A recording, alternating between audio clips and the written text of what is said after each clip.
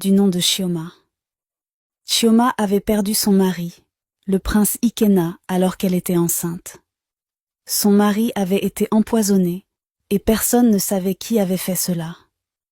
Alors qu'elle était assise dans sa chambre seule en train de pleurer, le prince Emeka entra dans la pièce l'air énervé. « C'est toi qui as tué mon frère. Je ne te pardonnerai jamais. Je préfère en finir avec toi.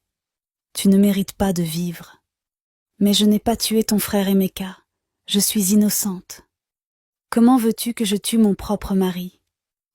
Avant qu'elle n'eût le temps de finir sa phrase, Emeka récupéra un gros bâton et se dirigea violemment vers elle pour la rouer de coups alors qu'elle était enceinte. Prise de peur et incapable de se défendre, Chioma récupéra un verre et lui lança à la tête. Le verre lui frappa le visage et le blessa au front. Il tomba et perdit connaissance. Paniquée, Chioma commença à crier. « Au secours! Au secours! Qui est là? Venez m'aider !» Soudain, la reine entra dans la pièce, alertée par les cris. Elle commença à se lamenter et à crier. « Pourquoi mon enfant? Qui a bien pu faire une chose pareille ?» Pendant qu'elle se lamentait, Chioma était en sueur. Son visage inquiet exprimait fortement à quel point elle était paniquée. « Seigneur, qu'ai-je fait ?» se demandait-elle toute tremblante. « Je n'aurais jamais dû essayer de me défendre. Seigneur, fais en sorte que le prince Emeka se relève, je t'en supplie. » Chioma ne savait plus où se tenir.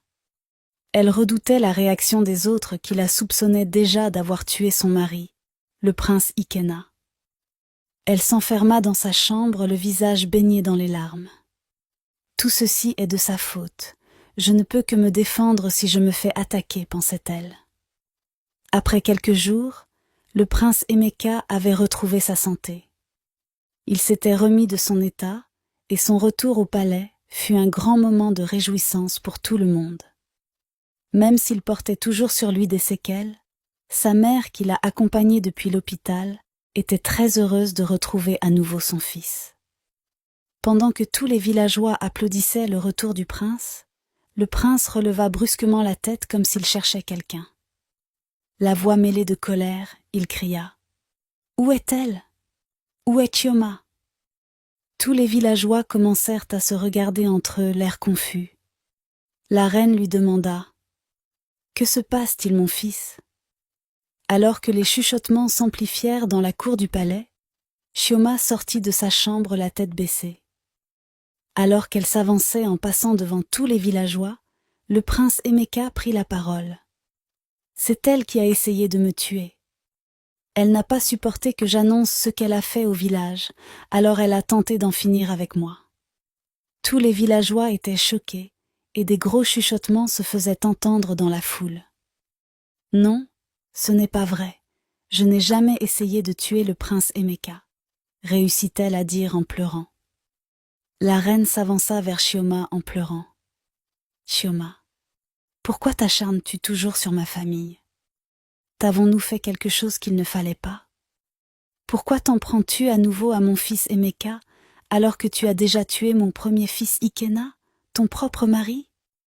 Pourquoi cherches-tu à détruire ma famille? » Le roi, alerté par les cris, sortit pour voir ce qui se passait dans la cour.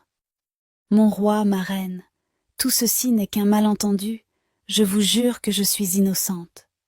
Taisez-vous! Vous pensez que vos larmes de crocodile vont résoudre le problème?